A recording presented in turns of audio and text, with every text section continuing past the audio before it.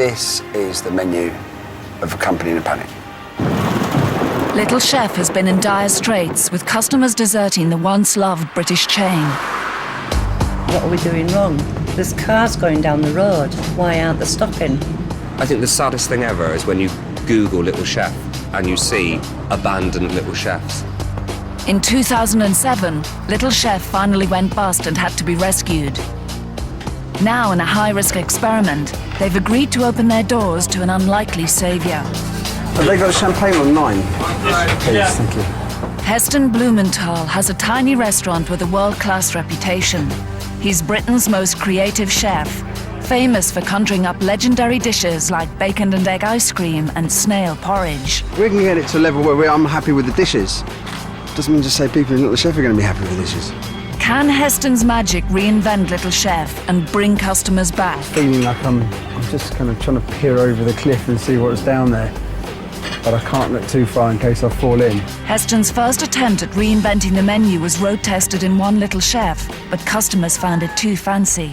An oyster in a Lancashire hot pot. And the Little Chef boss not fancy enough. Feel a little bit disappointed. I was expecting something more dramatic. Tonight, Heston faces his biggest challenge as he reinvents the dish that put Little Chef on the map, the Olympic breakfast. We've never been taught to cook like that. We're not chefs. Oh, shit, this is bloody stupid. To succeed, he needs to persuade the Little Chef boss to roll out his breakfast menu across the chain. Sorry, can you switch it off? That's it, I've had enough to talk to you now. It's a huge clash of cultures. How will a chef, famous for culinary perfection, turn out meals for under a tenner? If I fail, it could be complete humiliation.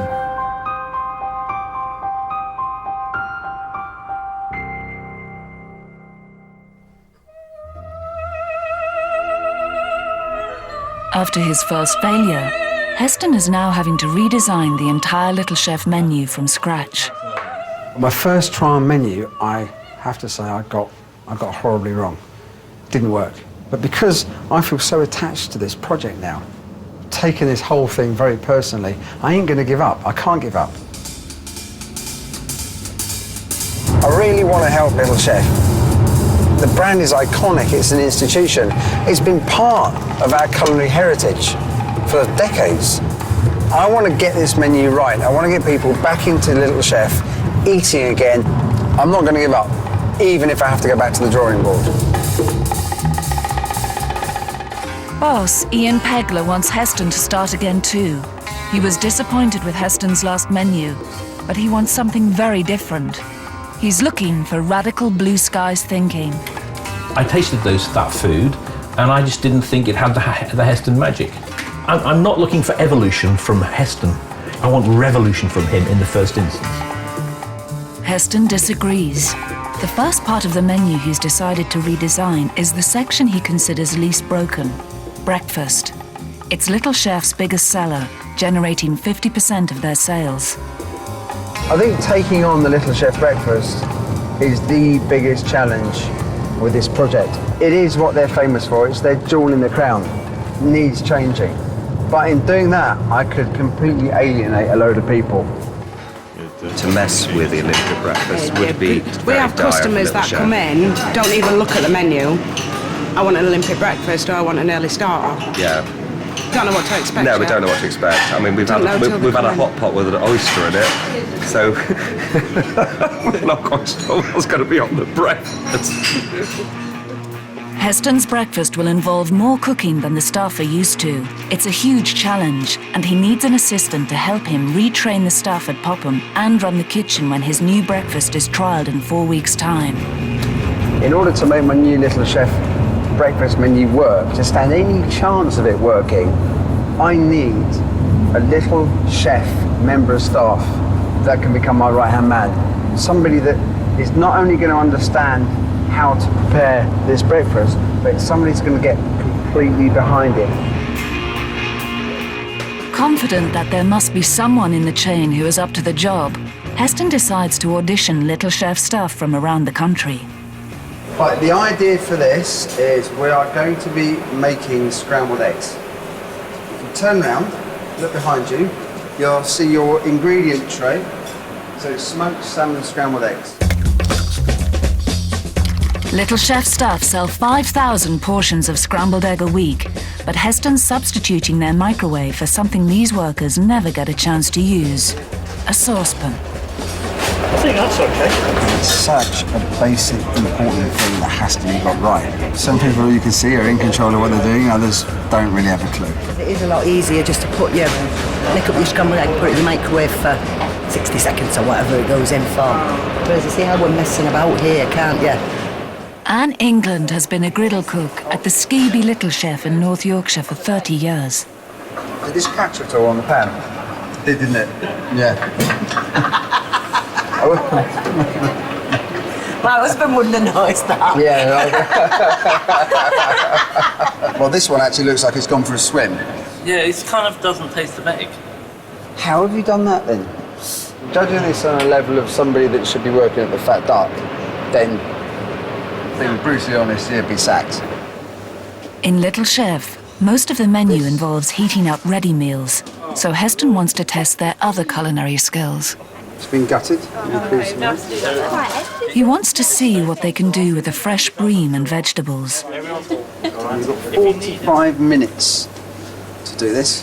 If you don't have anything ready to taste, you'll be disqualified. Off you go. Never cooked fish before, ever. He just said use everything, didn't he? So they shove it all in. I hope we don't have to eat it. They work in an environment that's been totally de-skilled. Put it in the microwave, 45 seconds, you bring it out and you put it on the plate. We need to have some food on the plate in 5 minutes. No, it's bloody pink. Do you want to try it? Would I be able to trust any one of these now, today, to run Little Chef? I should have cut it, shouldn't I, into pieces? Not open hill. I'll tell you something, I'm going to just change my mind now. You've got 20 seconds.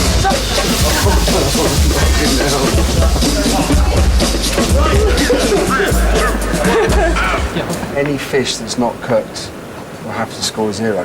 Now this is completely raw. That is raw. That's raw. Yeah. And that's lovely, that sauce. Or whatever it is. That's raw. The lack of basic cooking skills leaves Heston stunned. I realise I'm not looking for a cook. I can't try and find a cook within Little Chef. Because they're not cooks. They're not trained chefs. That is a bombshell. Heston's plans for a breakfast assistant are in tatters.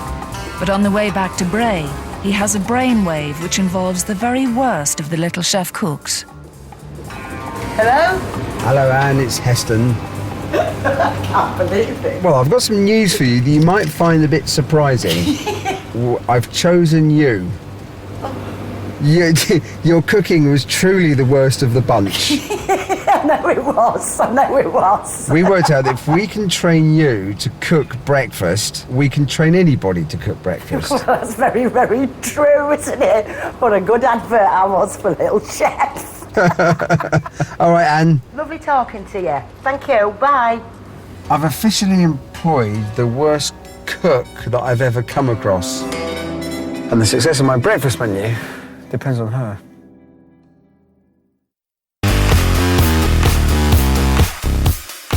It's only 3 weeks before Heston's breakfast is trialled, and he's got a new recruit. People would die for that. 55-year-old Anne England has worked as a griddle cook at Little Chef since 1978. Have a good chat. She's leaving husband Gilbert for the week to travel to Heston's award-winning restaurant in Bray, where she'll be learning his new breakfast. Oh, there he is. Bloody hell. Heston believes that if she can cook it, anyone at Little Chef can. Morning, how are you? Not me again. Oh no, I thought it was somebody else. Anne spends her first morning watching the Fat Duck's 100